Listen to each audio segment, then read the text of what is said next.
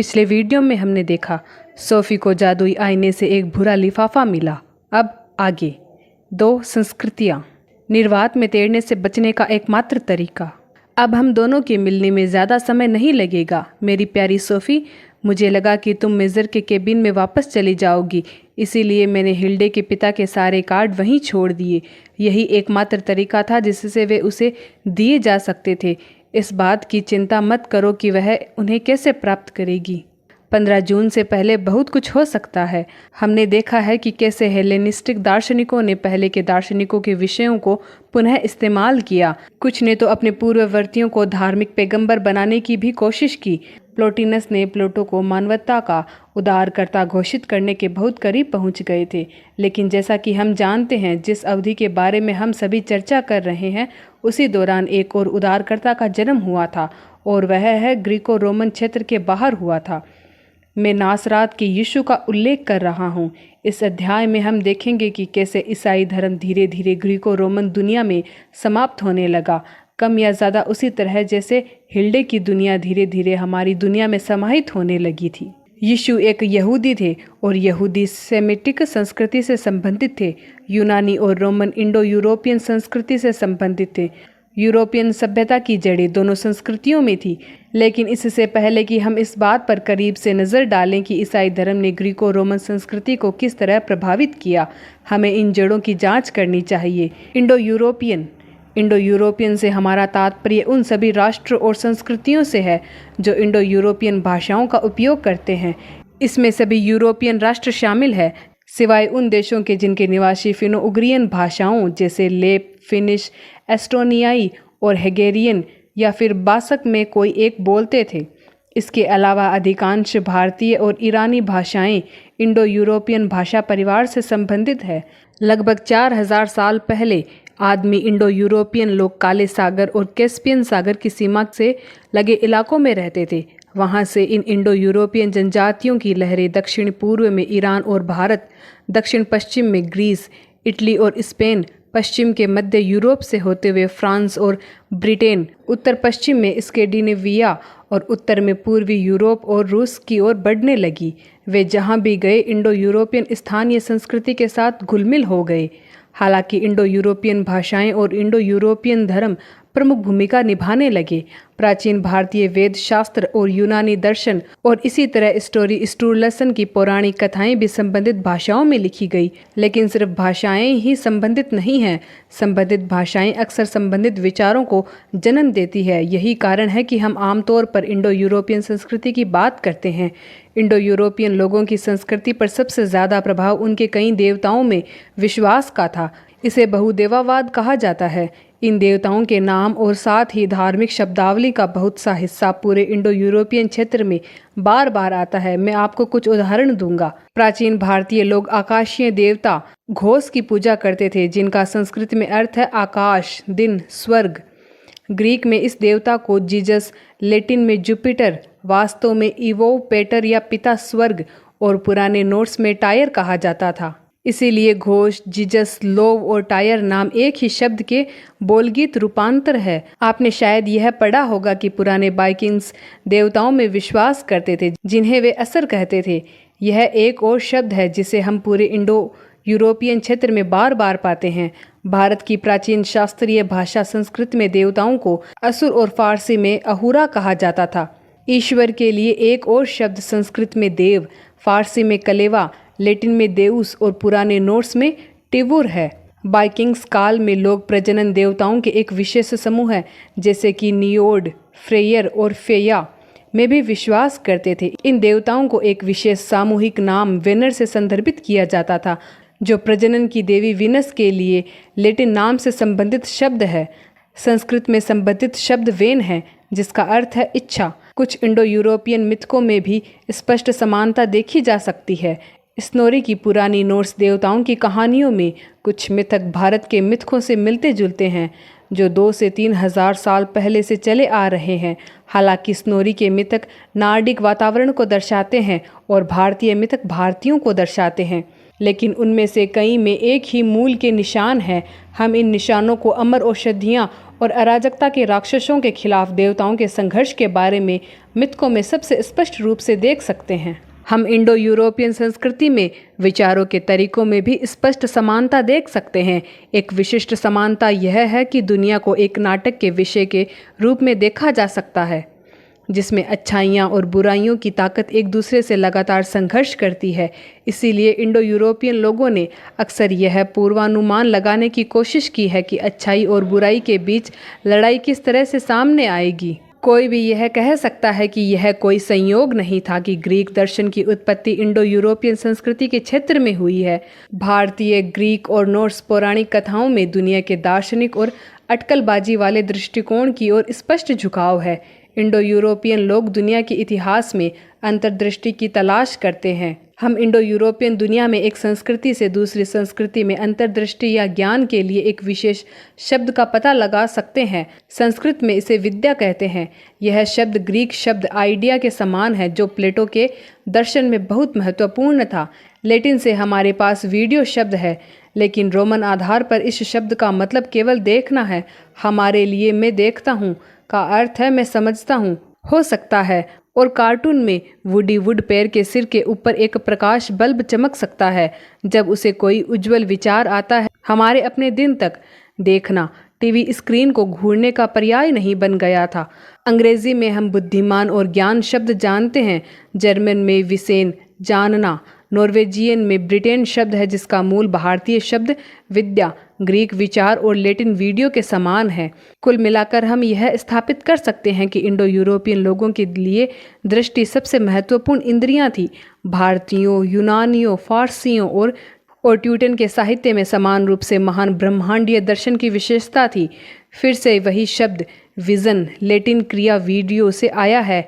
देवताओं और पौराणिक घटनाओं के चित्र और मूर्तियां बनाना भी इंडो यूरोपियन संस्कृति की विशेषता थी। अंत में इंडो यूरोपियन लोगों का इतिहास के प्रति एक चक्रीय दृष्टिकोण था। यह विश्वास है कि इतिहास चक्राकार रूप में चलता है, ठीक वैसे ही जैसे वर्ष के मौसम। इस प्रकार इतिहास की कोई शुरुआत और कोई अंत नहीं है, लेकिन विभिन्न सभ्यताएं जो जन्म और मृत्यु के बीच एक शाश्वत अंतरक्रिया में उभरती और गिरती है। दोनों महान पूर्वी धर्म, हिंदू धर्म और बौद्ध धर्म, मूल रूप से इंडो यूरोपियन है।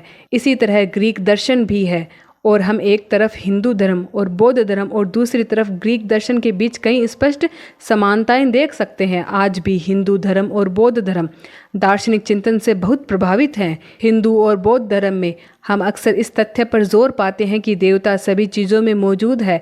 सर्वेश्वरवाद और मनुष्य धार्मिक अंतर्दृष्टि के माध्यम से ईश्वर के साथ एक हो सकता है। सोफी प्लोटिनस को याद करें। इसे प्राप्त करने के लिए गहन आत्मसंवाद या ध्यान के अभ्यास की आवश्यकता होती है। इसीलिए पूर्व में निष्क्रियता और एकांत धार्मिक आदर्श हो सकता है। प्राचीन ग्रीस में भी ऐसे कई लोग थे जो आत्मा की मुक्ति के लिए तपस्वी या धार्मिक रूप से एकांत जीवन शैली में विश्वास करते थे। मध्ययुगीन मठवासी जीवन के कई पहलुओं का पता ग्रीकों, रोमन सभ्यताओं से जुड़ी मान्यताओं से लगाया जा सकता है। इसी तरह आत्मा का पुनर्जन्म या पुनर्जन्म का चक्र कई इंडो यूरोपियन संस्कृतियों में एक बुनियादी मान्यता है। 2500 से ज़्यादा सालों से हर भारतीय के लिए जीवन का अंतिम उद्देश्य पुनर्जन्म के चक्र से मुक्ति पाना है। प्लेटो भी आत्मा के पुनर्जन्म में विश्वास करते। सेमाइट्स। सोफी, अब हम सेमिट्स के बारे में बात करते हैं। वे एक पूरी तरह से अलग संस्कृति और एक पूरी तरह से अलग भाषा से संबंधित है।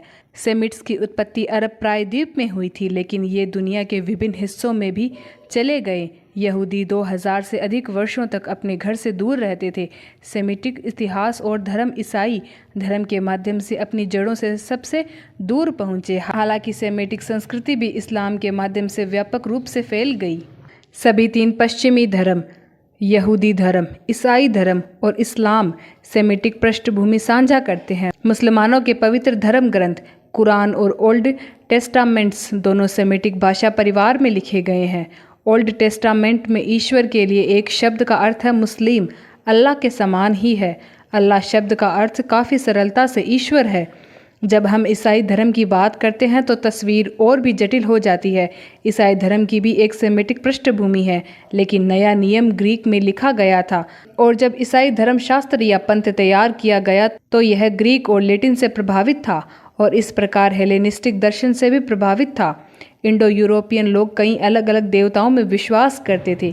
यह सेमाइट्स के लिए उतना ही विशिष्ट था कि वे आरंभिक समय से ही एक ईश्वर में अपने विश्वास में एकजुट थे। इसे एकेश्वरवाद कहा जाता है। यहूदी धर्म, ईसाई धर्म और इस्लाम सभी एक ही मूल विचार साझा करते हैं कि केवल ईश्वर एक है। सेमाइट्स का इतिहास के प्रति एक समान दृष्टिकोण भी था। दूसरे शब्दों में, इतिहास को एक निरंतर चलने वाली रेखा के रूप में देखा जाता था।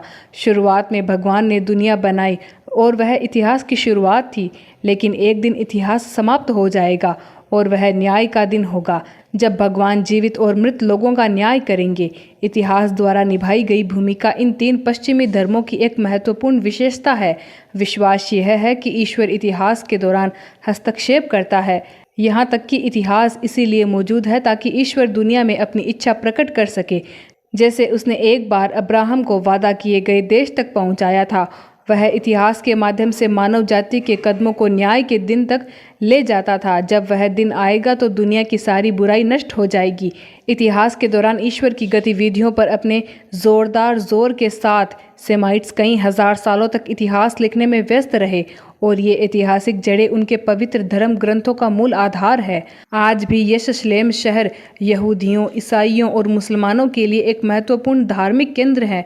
यह इन तीनों धर्मों की साझा पृष्ठभूमि का संकेत देता है। शहर में प्रमुख यहूदी आराधनालय, ईसाई चर्च और इस्लामी मस्जिदें शामिल है। इसीलिए यह बहुत दुखद है कि यरूशलेम विवाद का विषय बन गया है, जिसमें लोग हजारों की संख्या में एक दूसरे को मार रहे हैं क्योंकि वे इस बात पर सहमत नहीं हो पा रहे हैं कि इस शाश्वत शहर पर किसका प्रभुत्व होगा।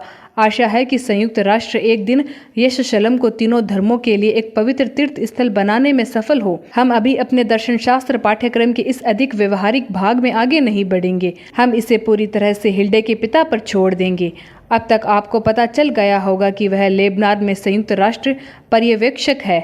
अधिक सटीक रूप से मैं बता सकता हूं कि वह एक मेजर के रूप में सेवा कर रहे हैं। यदि आप कुछ संबंध देखना शुरू कर रहे हैं तो यह बिल्कुल वैसा ही है जैसा होना चाहिए।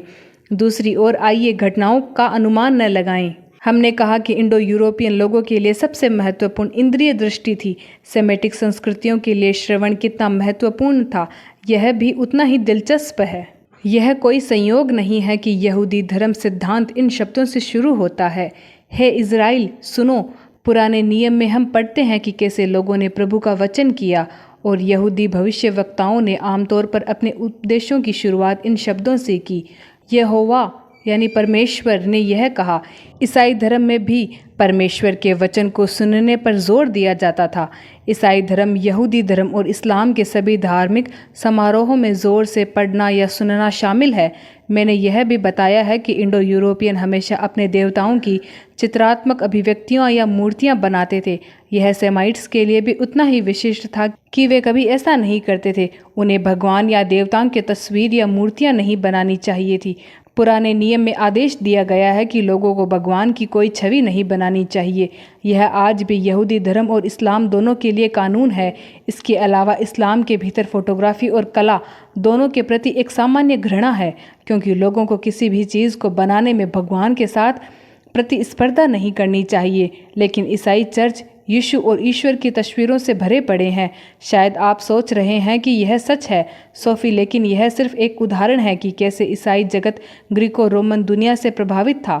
ग्रीक ऑर्थोडॉक्स चर्च में यानी ग्रीस और रूस में बाइबल की कहानियों में खुदी हुई छवियां या मूर्तियां और क्रूस अभी भी वर्जित है।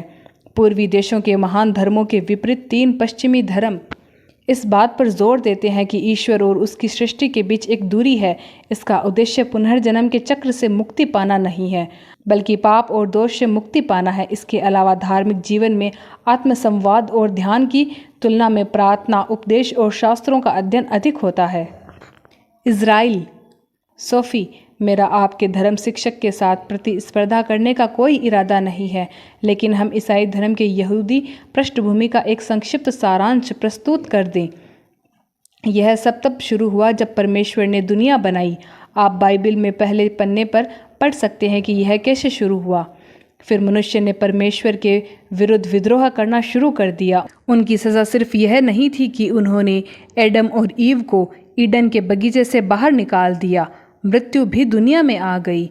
मनुष्य द्वारा परमेश्वर की अवज्ञा करना एक ऐसा विषय है जो बाइबल में सर्वत्र व्याप्त है।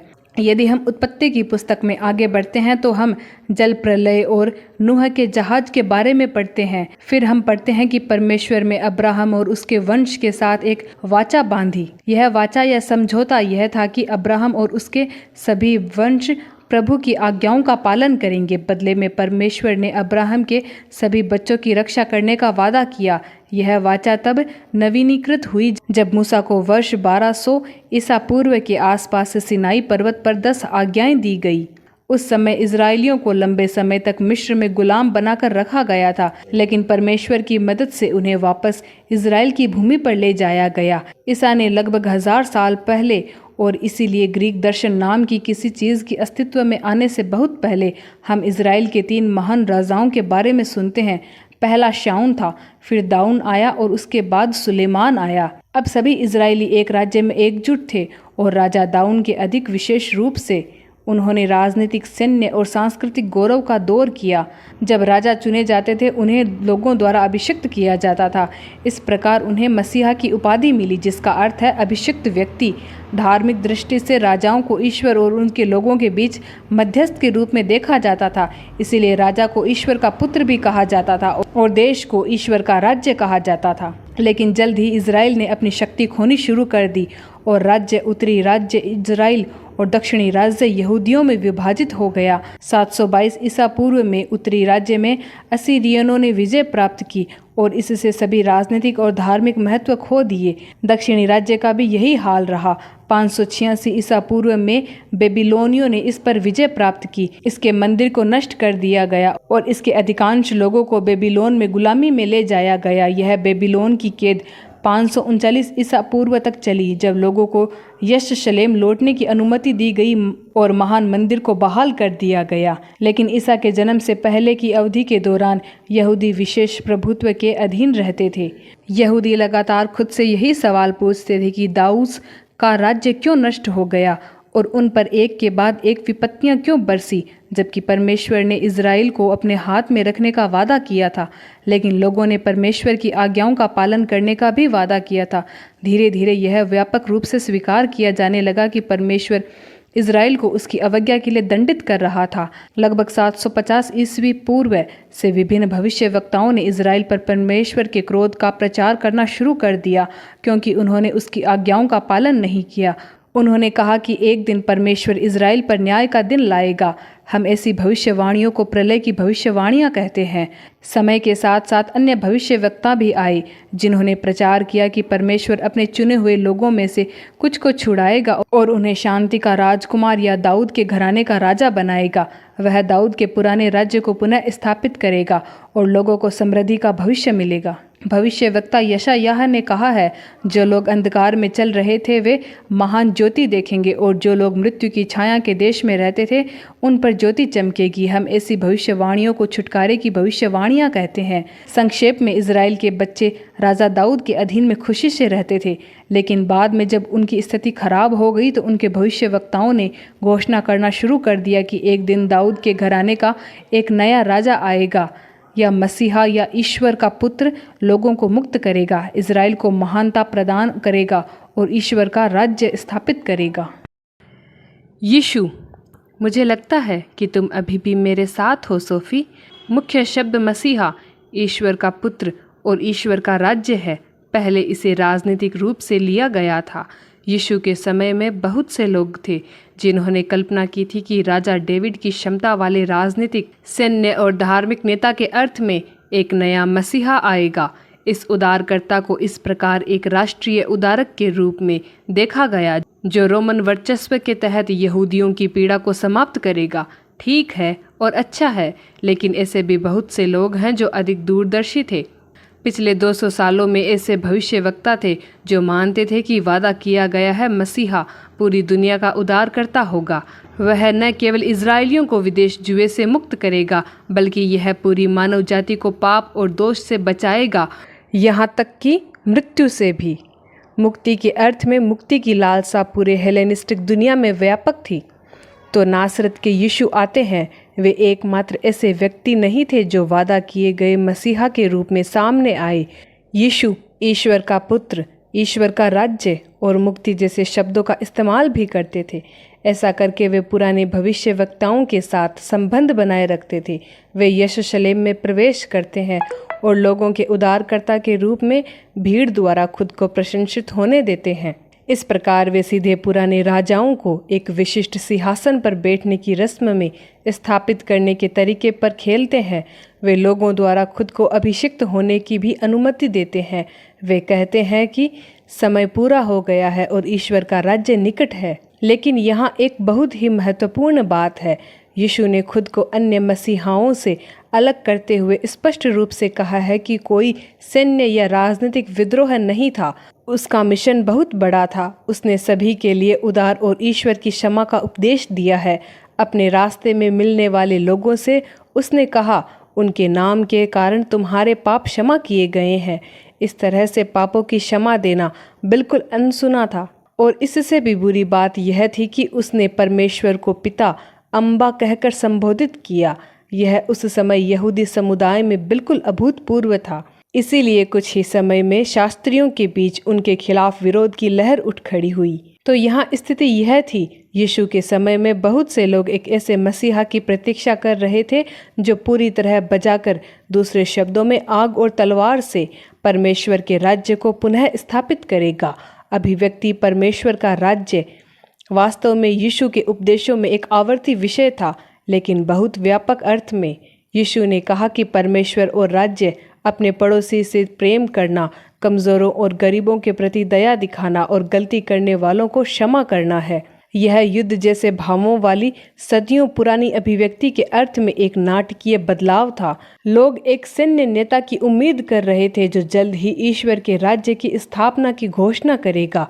और तभी यीशु ने क्रीटल और चप्पल पहने हुए आकर उन्हें बताया कि ईश्वर का राज्य या नई वाचा यह है कि आपको अपने पड़ोसी से अपने समान प्रेम करना चाहिए। लेकिन यह सब नहीं था सोफी। उन्होंने यह भी कहा कि हमें अपने दुश्मनों से प्रेम करना चाहिए। जब वे हम पर हमला करते हैं तो हमें जवाबी कार्रवाई नहीं करनी चाहिए। हमें दूसरा गाल भी आगे कर देना चाहिए और हमें क्षमा करना चाहिए, 7 बार नहीं बल्कि 70 बार। यीशु ने यह खुद ही प्रदर्शित किया कि वे वेश्याओं, भ्रष्ट सूखेदारों और राजनीतिक रूप से विध्वंसक लोगों से बात करने से नहीं चूकते, लेकिन वे इससे भी आगे चले गए।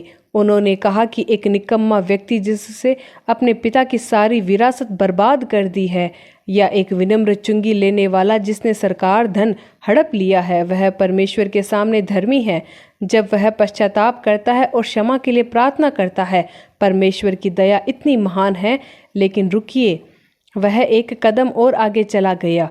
यीशु ने कहा कि ऐसे पापी परमेश्वर की दृष्टि में अधिक धार्मिक है तथा उन बेदाग फरीसियों की तुलना में परमेश्वर की क्षमा के अधिक पात्र हैं जो अपने गुणों का बखान करते फिरते हैं।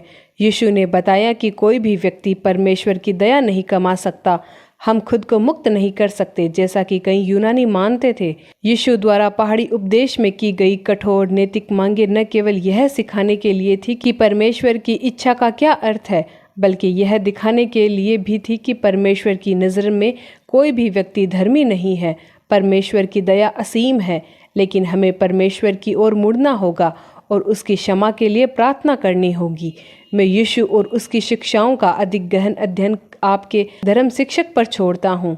उनके पास काफ़ी काम होगा। मुझे उम्मीद है कि वह यह दिखाने में सफल होंगे कि यीशु कितने असाधारण व्यक्ति थे। उन्होंने एक शानदार तरीके से यीशु के उपदेशों का इस्तेमाल किया। अपने समय की भाषा में उन्होंने पुराने युद्ध के नारों को एक बिल्कुल नया और व्यापक विषय दिया। यह आश्चर्य की बात नहीं है कि उनका अंत क्रूस पर हुआ। उनके उद्धार की क्रांतिकारी संदेश इतने सारे हितों और शक्ति कारकों के साथ असंगत थे कि उन्हें हटाना पड़ा। जब हमने शुक्रांत के बारे में बात की तो हमने देखा कि लोगों के तर्क को अपील करना कितना खतरनाक हो सकता है। यीशु के साथ हम देखते हैं कि बिना शर्त भाईचारे के प्यार और बिना शर्त माफ़ी की मांग करना कितना खतरनाक हो सकता है। आज की दुनिया में भी हम देख सकते हैं कि कैसे शक्तिशाली शक्तियां शांति, प्रेम, गरीबों के लिए भोजन और राज्य के दुश्मनों के लिए माफी की साधारण मांगों का सामना करने पर टूट सकती है। आपको याद होगा कि प्लेटो इस बात से कितना क्रोधित था कि एथेंस के सबसे धार्मिक व्यक्ति को अपना जीवन खोना पड़ा। ईसाई शिक्षाओं के अनुसार यीशु एकमात्र धार्मिक व्यक्ति थे जो कभी जीवित रहे, फिर भी उन्हें मृत्यु दंड दिया गया। ईसाई कहते हैं कि मानवता के लिए मरे। इसे ईसाई आमतौर पर मसीहा की पीड़ा कहते हैं। यीशु पीड़ा सहने वाले सेवक थे जिन्होंने मानवता के पापों को सहन किया ताकि हम प्रायश्चित कर सकें और भगवान के क्रोध से बच सकें। पौल यीशु को सूली पर चढ़ाने जाने और दफनाए जाने के कुछ दिनों बाद अफवाहें फैली कि वह कब्र से उठ गया है। इस तरह उसने साबित कर दिया कि वह कोई साधारण इंसान नहीं था, यह वास्तव में परमेश्वर का पुत्र था। हम कह सकते हैं कि ईसाई चर्च की स्थापना ईस्टर की सुबह यीशु के पुनरुत्थान की अफवाहों के साथ हुई थी। यह पहले से ही पौल द्वारा स्थापित किया गया है और यदि मसीह नहीं जी उठा तो हमारा प्रचार व्यर्थ है और तुम्हारा विश्वास भी व्यर्थ है। अब सभी मानव जाति शरीर के पुनरुत्थान की आशा कर सकती है क्योंकि हमें बचाने के लिए ही यीशु को सूली पर चढ़ाया गया था। लेकिन प्रिय सोफी, याद रखें कि यहूदी दृष्टिकोण से आत्मा की अमरता या पुनर्जन्म के किसी भी रूप का कोई सवाल ही नहीं था। यह एक ग्रीक और इसीलिए एक इंडो यूरोपियन विचार था। ईसाई धर्म के अनुसार मनुष्य में कुछ भी नहीं है, उदाहरण के लिए कोई आत्मा जो अपने आप में अमर हो। हालांकि ईसाई चर्च शरीर के पुनरुत्थान और अनंत जीवन में विश्वास करता है। यह भगवान के चमत्कार से है कि हम मृत्यु और शाप से बच जाते हैं। यह न तो हमारी अपनी योग्यता के कारण है और न ही किसी प्राकृतिक या जन्मजात क्षमता के कारण।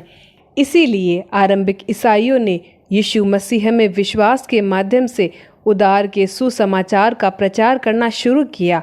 उसकी मध्यस्थता के माध्यम से परमेश्वर का राज्य एक वास्तविकता बनने वाला था। अब पूरी दुनिया मसीह के लिए जीती जा सकती थी। मसीह शब्द हिब्रू शब्द मसीहा का यूनानी अनुवाद है जो अभिषिक्त व्यक्ति है। यीशु की मृत्यु के कुछ साल बाद फरीसी पौल ने ईसाई धर्म अपना लिया। ग्रीको रोमन दुनिया भर में अपनी कई मिशनरी यात्राओं के जरिए उन्होंने ईसाई धर्म को एक विश्वव्यापी धर्म बना दिया। हम प्रेरितों के काम में इसके बारे में सुनते हैं।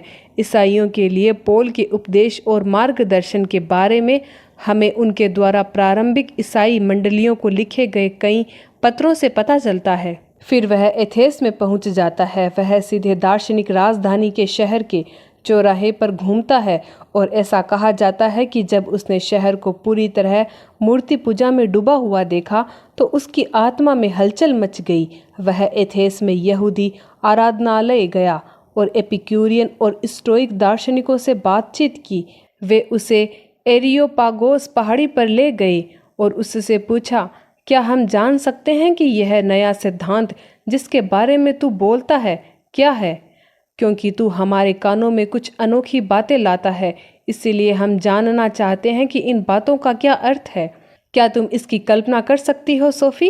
एक यहूदी अचानक एथेनियन बाजार में प्रकट होता है और एक उद्धारकर्ता के बारे में बात करना शुरू कर देता है जिसे क्रूस पर लटका दिया गया था और बाद में कब्र से उठ गया।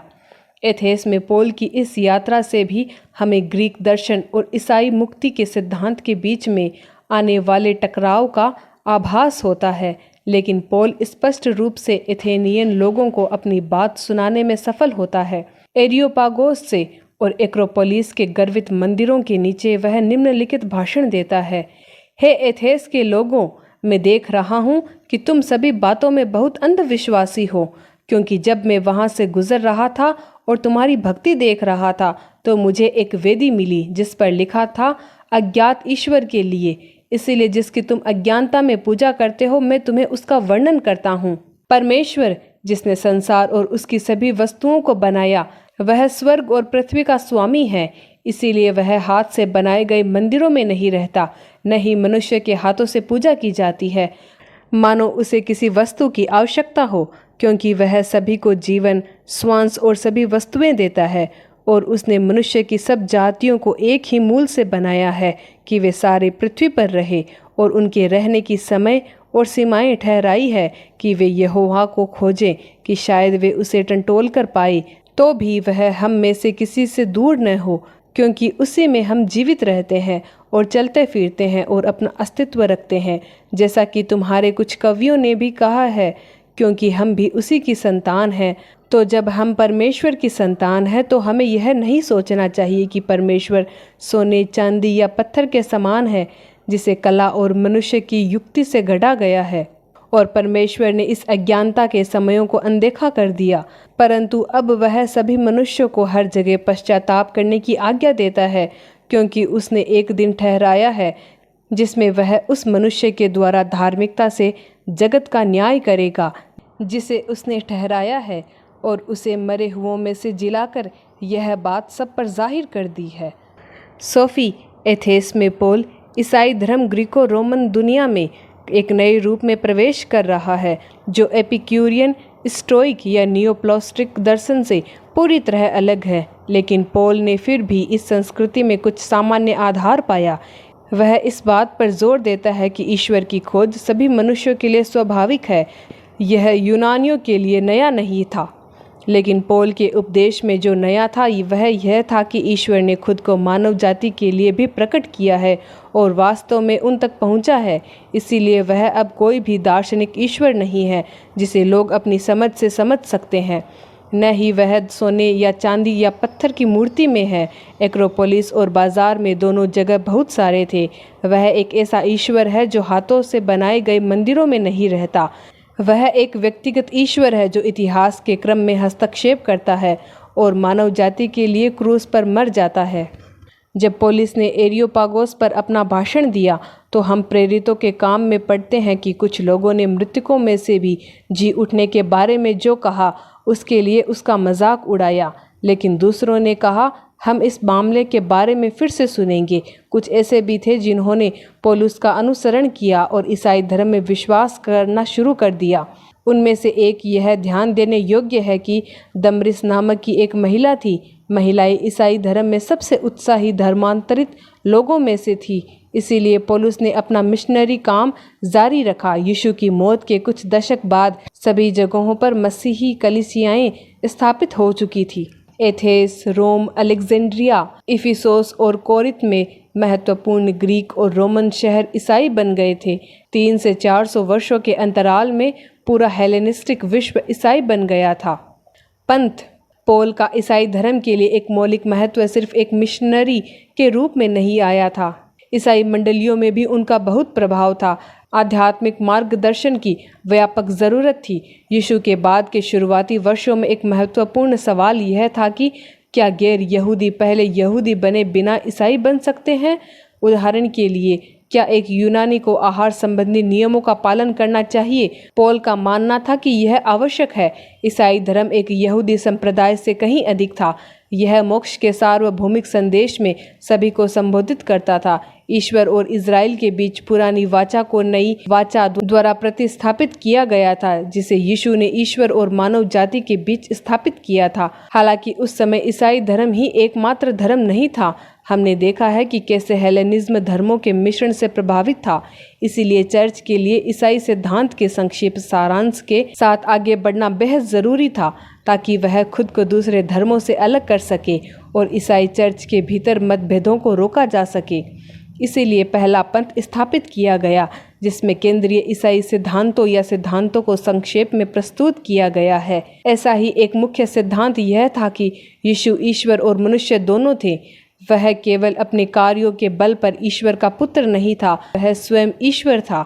लेकिन वह एक सच्चा मनुष्य भी था, जिसने मानव जाति के दुर्भाग्य को साझा किया और वास्तव में क्रूस पर पीड़ा झेली थी।